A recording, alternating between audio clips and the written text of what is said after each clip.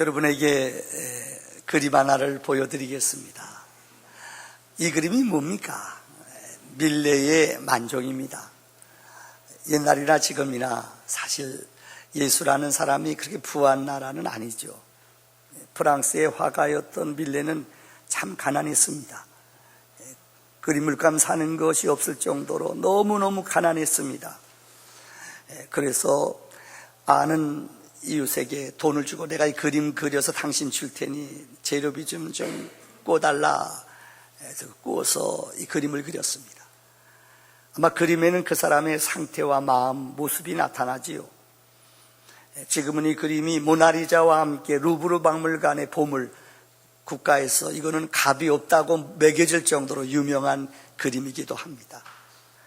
맨 처음에 밀레가 이 그림을 그렸을 때에 이 그림의 맨 앞에 있는 바구니가 있습니다. 선배가 와서 이 그림을 보고 이렇게 말했답니다. 야, 이 그림 이거 안 된다. 왜 여기에 우리 바구니 그 자리에 원래는 이 아이가 죽은 시체가 있었답니다. 이 그림이 이거 너무나 침울하고 이거 너무 슬프다. 이거 이렇게 그리면 안 된다. 그래서 이 그림 대신 앞에 있는 바구니 앞에 어린아이가 죽어 있는 그 모습, 이것을 대신 빈 바구니로 바꾸었습니다. 그런데 이게 엄청난, 다시 말하면 자기 마음의 상태를 그림으로 그리거든요. 원래 이 원작에는, 원본에는 처음에 초벌해 그렸을 때는 이 그림에 어린아이가 이 죽어있는 바구니가 거기 있었답니다. 그런데 이 선배의 말을 듣고 이것을 다시금 지우고 빈 바구니로 만들었습니다. 이것이 그 유명한 밀레의 만종입니다.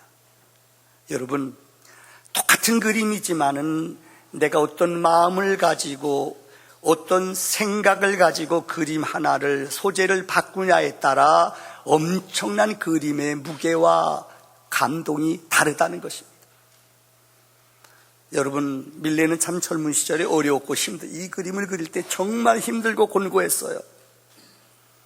근데 선배의 말을 듣고 그 어린 죽은 아이 시체 대신에 빈 바구니로 바꾸었는데 이것이 그 하나 소재 때문에 엄청난 변화와 생명을 끼쳤다고요.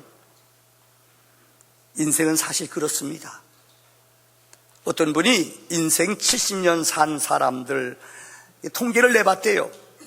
70년 동안 살아가면서 어떤 시간이 제일 많았는가?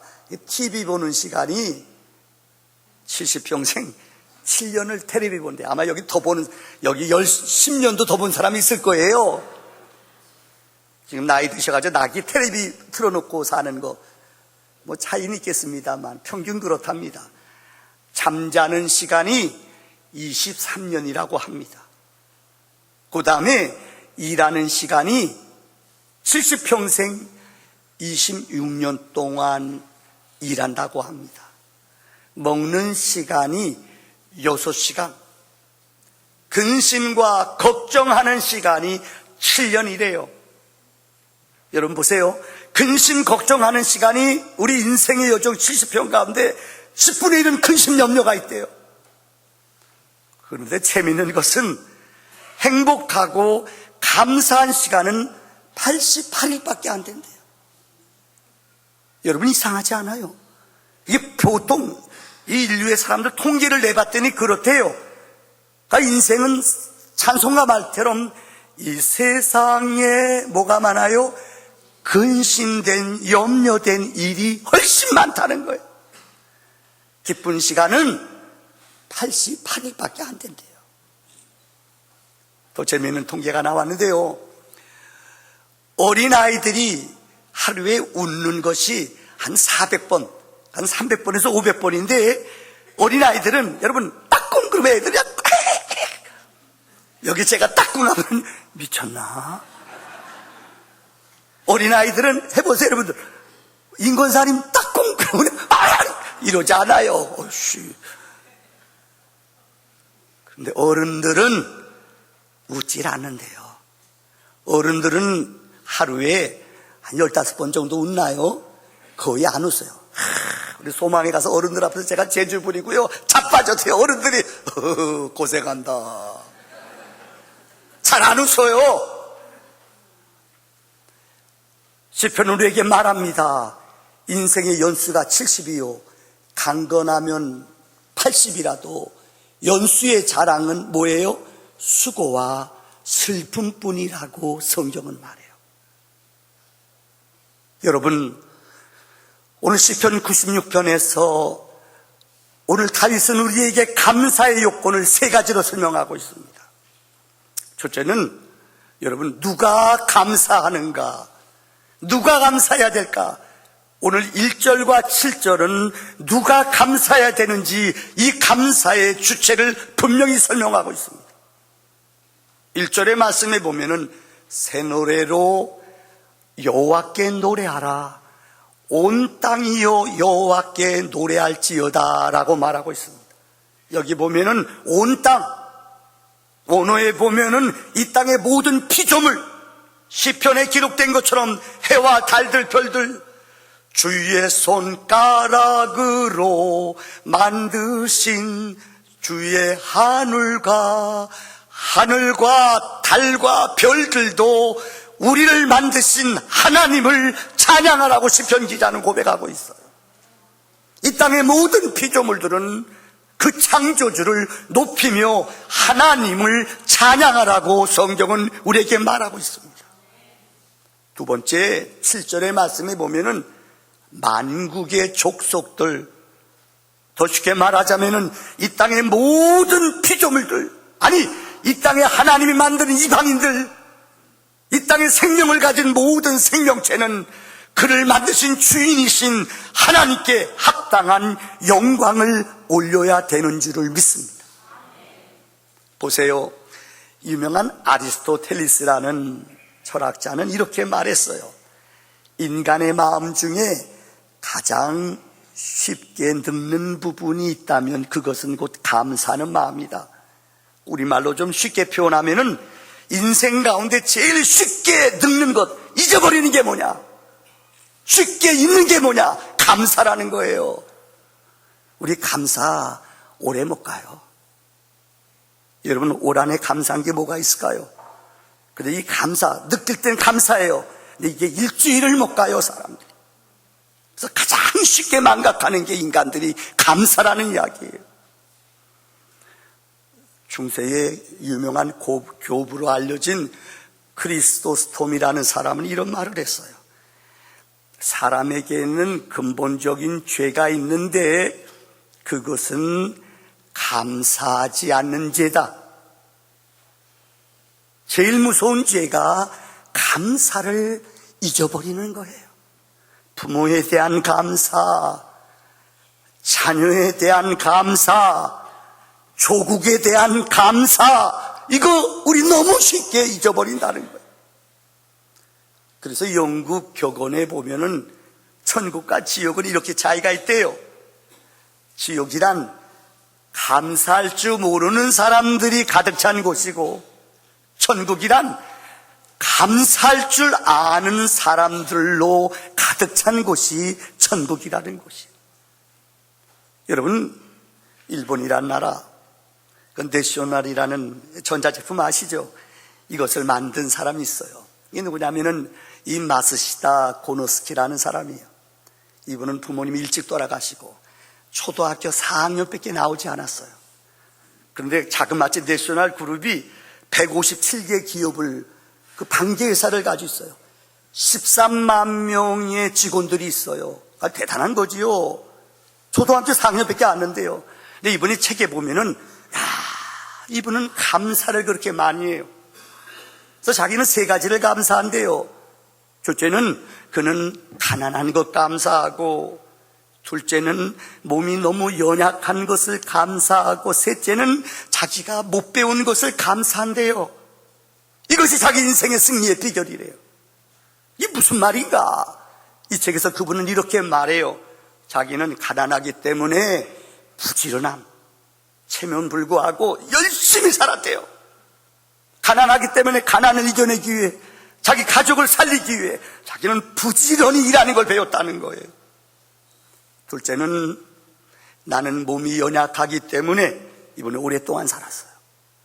건강을 유지하며 건강을 여러분 소중히 간직할 수 있었대요. 여러분 잘 보세요. 여기 건강한 분이 있어요. 어떤 분 보면 신방 가면 약 올려요. 자기는 병원에 한 번도 안 입원했대요. 근데 오늘 입원했잖아요.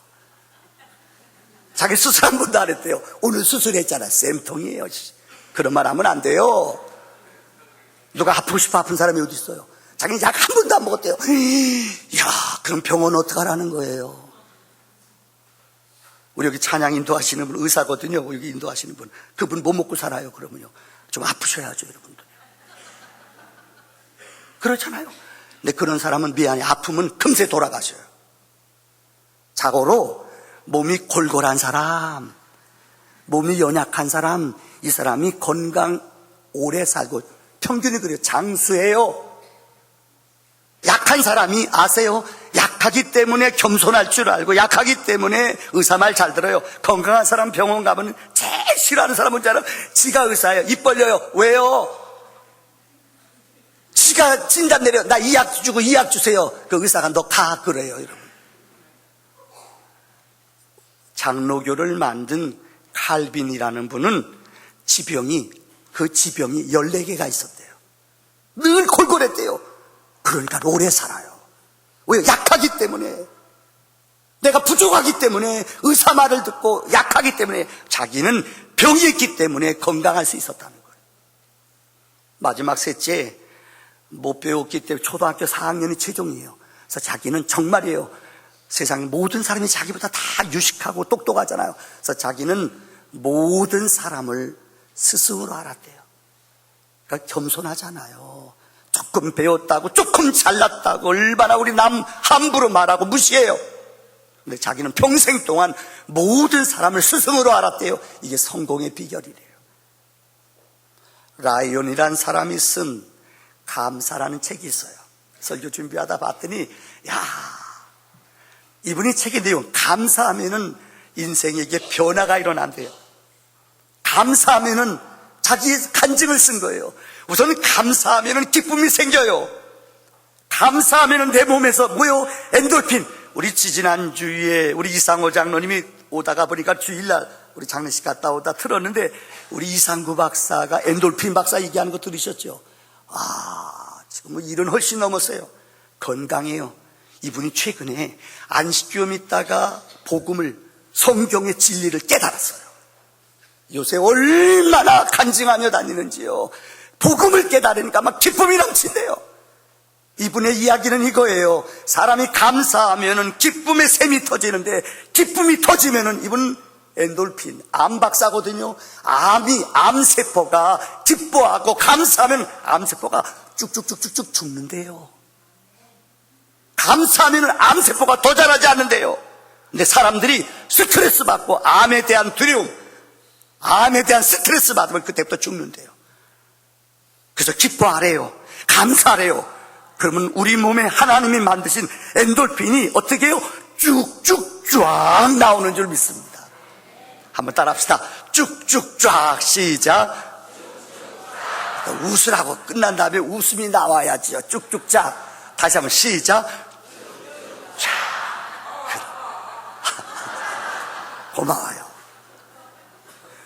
감사하면은 사람에게요 기가 살아난대요. 감사하면은 우리 현대인들 우울증이 얼마나 많아요. 근데 감사하면 우울증이 나도 모르게 사라져버린대요. 감사하면 건강해지고, 감사하면 근심 걱정이 어떻게 해요? 싹 사라진다는 거. 자, 두 번째, 그러면 우리는 무엇을 감사할까? 한번 따라합시다. 무엇을 감사할까? 여러분, 상담학에 유명한 하워드 크라인벨이라는 학자가 있어요. 아마 신학 공부한 사람, 상담 공부한 사람은 알 거예요. 이분이 최근에 쓴 책이 있어요. 웰빙, 제목은 웰빙이에요. 근데 이것을 우리나라 말로 번역했는데 참 재밌어요. 뭐라고 번역했냐? 참사리. 이게 한국말이에요. 한번 따라 참사리. 참 그 정감 있잖아요. 웰빙이라는 말을 우리말로 번역했는데 참사리예요. 이 책의 내용은 감사는 큰 것, 뭐 로또 당첨됐다, 우리가 남편이 승진했다, 이런 것보다 더 위대한 감사는 작은 것, 적은 것 하나를 감사를 느끼고 감사하는 거래요. 그래서 이 책에 한 270가지가 나와요. 여러분 제가 열거할게 들어보세요. 이걸 자기는 감사했대요. 첫째는 일기를 쓰는 것 감사했대요. 잡초를 뽑는 것 너무 감사했대요. 하늘에 있는 구름을 보고 감사를 느꼈대요. 녹차, 차를 마시면서 감사하다. 전화할 수 있는 친구가 있는 것 감사하다. 좋아하는데 음악을 들으면서 감사하다. 비 오는 소리를 들으면서 비가 막 왜 와? 이게 아니라 빗소리 들으며 감사를 느꼈대요. 해가 지는 석양을 보면서 감사의 마음을 가졌대요. 낚시하기, 조언을 가꾸기, 어린아이가 웃는 소리 들으면서 감사, 모래사장을 걸으며 뛰어다니며 감사, 깨끗이 청소하고 나서 감사, 개를 쓰다듬으면서 감사. 여러분, 이거 특별한 사람이 하는 걸까요? 아니에요. 여러분 모두 할 수 있는 일상적인 감사예요. 근데 그 일을 하면서 감사를 느끼고 감사의 의미를 깨닫고 감사의 마음을 가질 때에 내 마음에 기적이 일어난다는 거예요. 오늘 시편 96편 2절로 3절의 말씀을 보세요.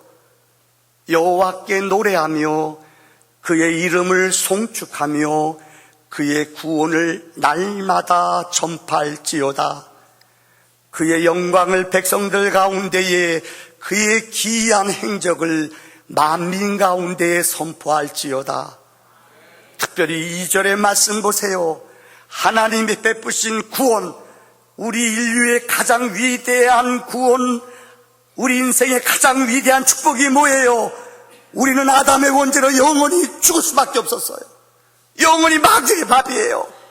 근데 하나님이 그 아들을 보내주셔서 예수가 십자가에 못 박아 우리의 죄를 위하여 대신 죽음으로 그를 믿는 자에게 영원한 생명을, 구원을 주신 줄 믿습니다.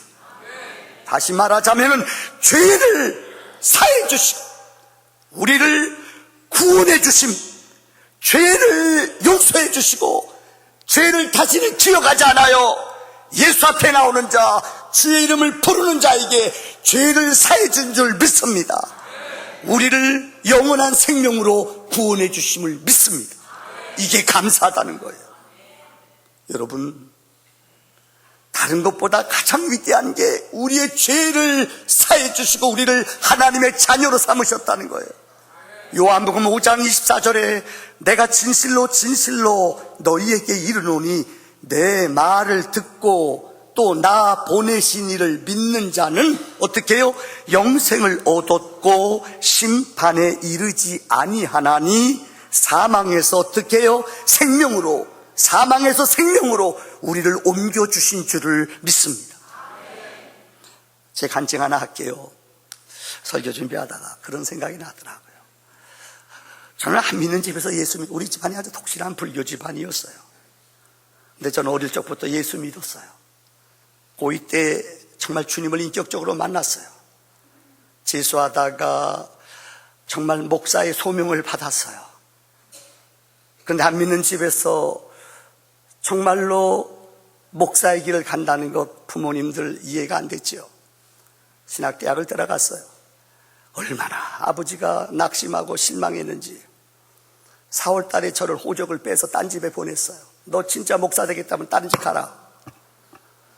그런데 참 4월 달에 우리 집에 우환이, 세상 사람들이 말하는 우환이 들어왔어요. 우리 형님이 큰 회사의 회장님 차를 몰았어요. 그 그룹에 근무하는데, 그런데 어떤 사람이 차 사고를 내, 우리 형 차가 다다시 447이에요. 근데 어떤 사람이 교통사고가 크게 났어요. 근데 나다시 447이라고 분명히 그 차가 도망갔어요. 근데 이 차가 지방에 가 있어요. 아니, 알리바이가 성립이 안 돼요. 근데 이 사람이 사고 났는데 차 번호를 잃었는데 안 났, 이거 뭐 없으니까요. 이 사람이 나가 아니다, 다다. 근데 다가 우리 형차예요. 근데 이 사람 사고 난 현장에서 이 6km 떨어진 데 우리 형이 있었어요. 그래, 꼼짝없이 회장님이 회의하는 동안 4시간 동안 우리 형 차가 거기 있었어요. 근데 증인이 없어요. 이 차가 도망갔다는 거예요. 그러니 알리바이, 이거 어떻게 해요? 빼지도 박지도 못해요. 그래서 감옥소에 가서 4달 동안 살았어요. 그러니까 우리 친척들이 전부 다 그래요. 예수 안 믿는 집에서 예수 믿으니까는 이거 우리 조상신이 너를 재앙을 내렸다는 거. 이건 말 돼요.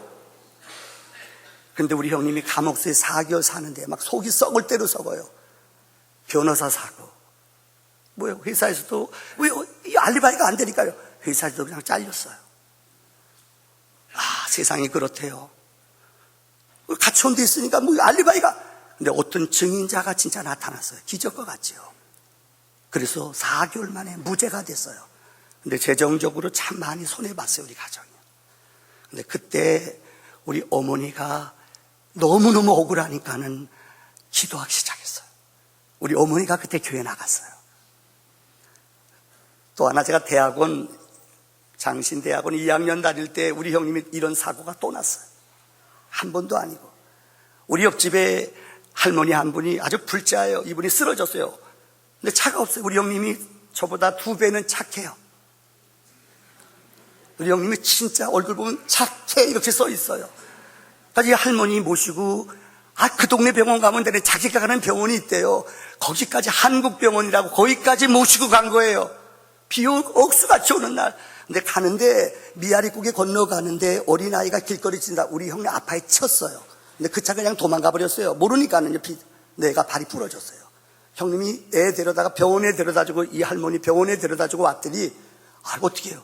형님이 꼼짝없이 이 아이 치료비 내줘요. 그런데 세상에 이런 일이 있을까요? 참 그림 같은 얘기예요.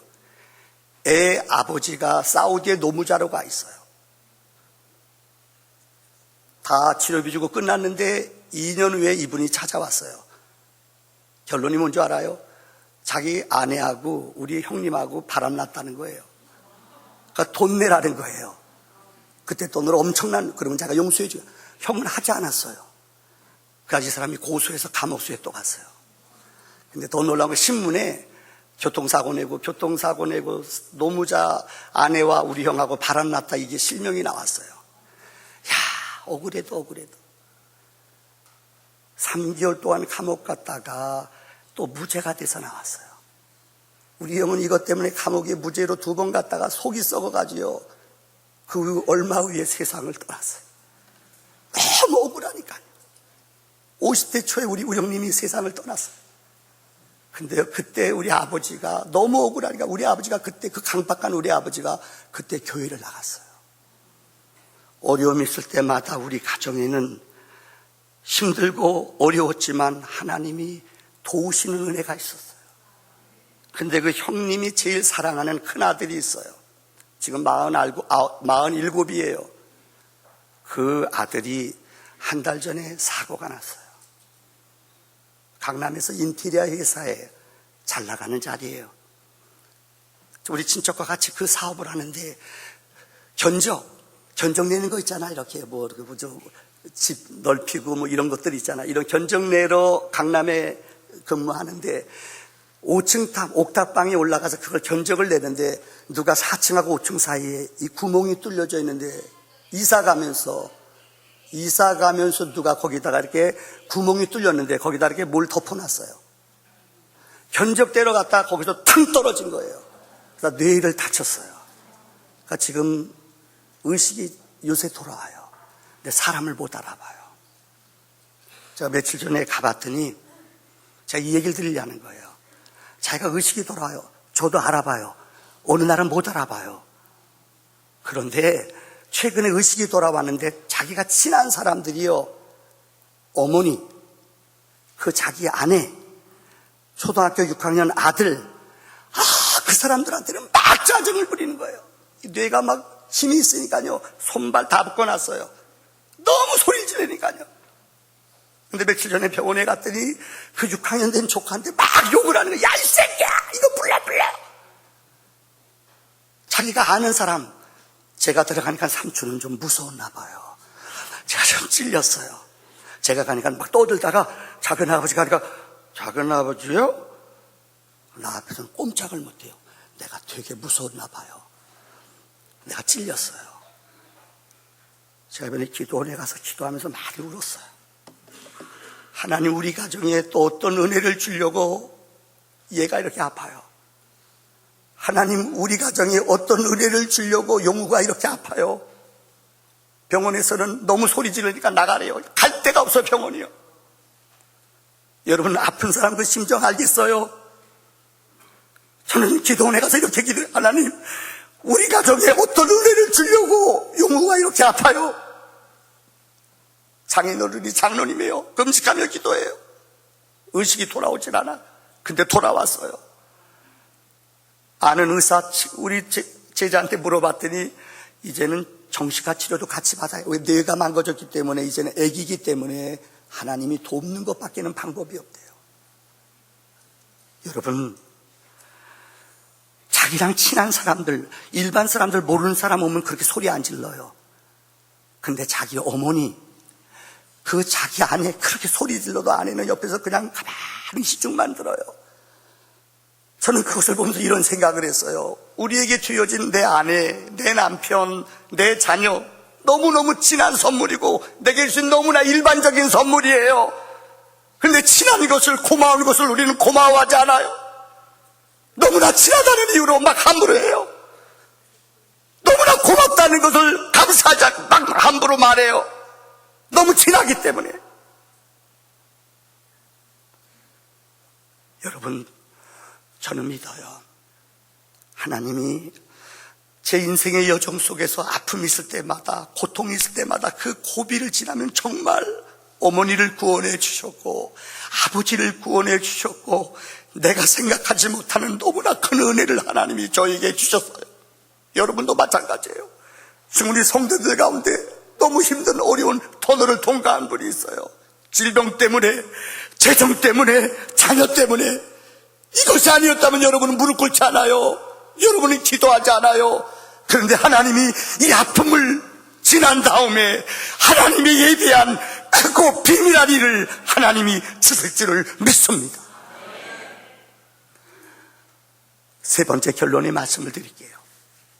여러분, 우리는 어떻게 감사할까요?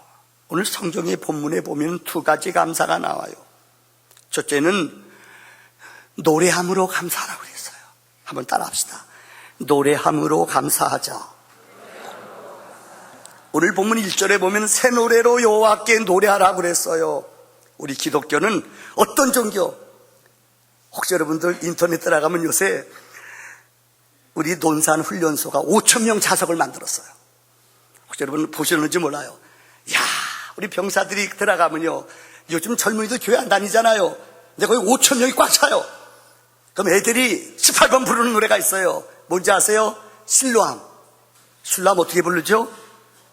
어두운 밤. 그럼 애들이요 뒤집어져요. 그 노래 부르면 모자 가지고요 막 울다 모자 각계 전투 막. 혹시 보셨어요 여러분들? 와, 5,000명 아이들이요 그냥 누가 시키지도 않았는데 어두운 밤에 어깨 잡고요 흔들면서 또 모자도 던지면서요 각계 전투 막 이러면서 노래 부르는데, 와, 애들이 전부 다 성가대원 같아요. 불교나 천주교가 못 따라오는 게 있어요. 이게 뭔 줄 알아요? 노래. 고마워요. 노래. 거기는 복음성가나 찬양이 없어요. 근데 우리 군대는요, 우리 기독교는 노래가 있어요. 노래 부를 때에 옹문이 열렸어요. 노래 부를 때에 적군들이 도망갔어요. 성경에 가장 노래를 많이 부르는 사람이 누굴까요, 여러분들? 다윗. 어머머, 이쪽에서 말해요. 여자 목소리, 남자는 목소리가 잘 안 나와요. 겸손해서 그런 것 같아요. 다시요, 성경에서 제일 노래 많이 부르는 사람이 누굴까요? 다윗이에요. 다윗은 정말 노래 사람이에요. 근데 왜 그가 노래를 부를 수 있었을까요? 이유는 하나예요. 그는 누구보다 고난을, 아픔을, 절망을 제일 많이 맛봤기 때문에. 다윗은 10대 때 기름 부음 받아 왕이 됐어요. 근데 그가 왕이 되고 왕위에 올라갈 때까지는 10수년이 걸렸어요. 10년 훨씬 넘었어요. 그 기다리는 동안 한마디로 말하자면 사울이 그를 죽이려고 그래요. 그는 계속 도망 다녔어요. 그의 인생의 여정이 한마디로 계속 그를 죽이려는 사람들, 도망. 이 절망과 위험의 상황에서 그는 하나님께 노래했다는 거예요. 그가 왕이 됐습니다. 성경에는 그가 왕에 등극하자마자, 다윗이 왕이 되자마자 한 게 있어요. 뭔지 아세요? 하나님이 허락하신 예루살렘 성전, 거기에 여부스 족속이 살고 있어요. 그는 왕이 되자마자 여부스 족속을 쫓아내고 그곳에 시온성을 만들었어요. 다윗의 성을 만들었어요. 두 번째, 하나님의 법궤가, 여러분 엘리의 아들들 홈니와 비느하스가 이 법궤 가지고 갖다 뺏겼잖아요. 법궤가 지금 막 도망 다녀요. 너무 안타까워서 이 법궤를 하나님의 다윗, 아직 성전이 지어지지 않았기 때문에 다윗 성에 그것을 가져와요. 근데 그동안 법궤를 백성들이 잊어버렸기 때문에 법궤를 어떻게 나르는지 몰라요. 성경은 법궤는 사람이 절대 제사장들만 어깨에 메고 아주 신중히 날라야 돼요. 법궤는 무겁거든 금으로 되었기 때문에 오랫동안 이방 땅에 떨어져 있던 법궤를 다윗이 가져옵니다. 그래서 백성들이 이것을 어떻게 운반하는지를 잊어버렸어요. 그래서 어떻게 했는 줄 알아요? 이것을 쉽게 나르는 거예요. 그래서 어떻게 해요? 법궤를 소에다가 수레에다가 끌고 온 거예요. 법궤는 절대 제사장들이 어깨에 메고 정중하게 와야 돼요. 그런데 이 소가 오다가 펄쩍 뛴 거예요. 법궤가 움직여요.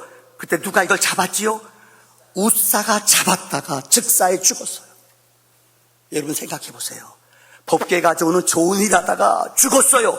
아마 찬물 끼얹는 백성들이 다 두려워했을 거예요. 누구도 법궤를 안 가져가요. 근데 성경에 누가요? 어떤 사람이 자기 집에 이 법궤를 가져갔다가 3개월 동안 모신 사람이 있어요. 누구게요? 오베드. 여자 목소리 있잖아요. 남자 목소리 좀 나왔으면 좋겠어요. 누구라고요? 오베데돔 집이지요. 그래요. 오베데돔의 집에 성경은 법궤가 3개월 머무르는 동안 하나님이 하늘의 복을 그 집에 엄청나게 부어줬다는 거예요. 그 위에 누가 법궤를 옮기겠어요? 근데 다윗이 이 법궤를 다윗궁으로 다시 갖고 와요. 다시 성경에 제사장들을 보내서 어깨에 메게 하고 성가대를 동원해 찬양을 불렀어요. 성경은 이렇게 말해요. 3만 명의 사람들이 노래를 부르며 하나님의 다윗성에 들어올 때에 다윗이 앞에 서서 어떻게 했어요? 어떻게 했다고 했죠? 춤을 췄어요. 하나님의 법궤가 다윗성에 들어올 때 너무너무 신이 나. 막 그는 춤을 췄어요. 그래서 어떻게 했다고요? 이 바지가 벗겨서 엉덩이가 보였대요. 근데 그 부인 누구요? 미갈이, 야, 임금이 채통도 없이 저게 뭐야 비웃었대요. 그래서 성경에 그 여인은 그 다음부터 어떻게 해요? 아기를 못 낳았대요. 다윗은 하나님을 사랑했어요. 고난 중에, 어려움 중에 하나님을 찬양했어요. 우리 안에 이런 거룩한 기적이 있기를 바랍니다. 두 번째, 우리는 어떻게 감사해야 되는가? 오늘 본문 8절에 보면은 예물을 드리며 찬양하라고 그랬어요. 오늘 8절 보세요. 다 같이 읽어봅시다. 시작. 여호와의 이름에 합당한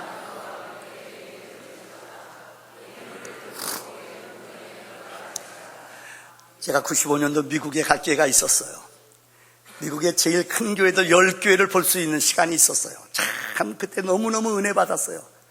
지금도 한이 지어지는데 오순절 교회, 뉴욕에 있는 교회 같더니요, 거기는 예배 드리는 시간이 길어요. 한 2시간 돼요. 근데 그 중에 헌금 드리는 시간이 30분이에요. 교인들이 한 사람씩 나와가지고 헌금 바구니가 다 춤추면서 스텝 밟으면서 댄스인지 뭔지 이러면서 나와서 헌금 바구니 여기다 넣고 가요. 우리도 한번 해봤으면 좋겠어요. 그러면 헌금이 좀 더 나올 것 같아요. 와, 노래 부르면서 사람들이 나와서 헌금 바구니 여기 나와서요, 막 춤추면서 뭐 진짜, 야, 이상하대요. 근데 진짜 제가 은혜 받았어요. 성경은 하나님의 이름에 합당한 영광을 돌리는 거예요. 그분 앞에 나올 때 어떻게 해요? 빈손으로 나오지 아니하며 그 은혜를, 은덕을 감사함으로 하나 앞에 예물을 드리라고 말했어요. 출애굽기 23장 15절에 무교절을 지킬 때에 하나님은 그들에게 이렇게 명령했습니다. 너희는 빈손으로 나오지 말며 하나님의 영광을 위해 예물을 드리라고 말했습니다. 오늘 말씀을 마치려고 합니다. 얼마 전에 누가 보내온 동영상이에요. 제목은 입석이에요. 오늘 여러분들에게 오늘 추수감사절을 맞이한 여러분들에게 이 영상을 보고 아마 보신 분 있을 거예요. 이런 넉넉한 마음을 우리 모두 소유하기를 바랍니다. 불 좀 꺼주실래요?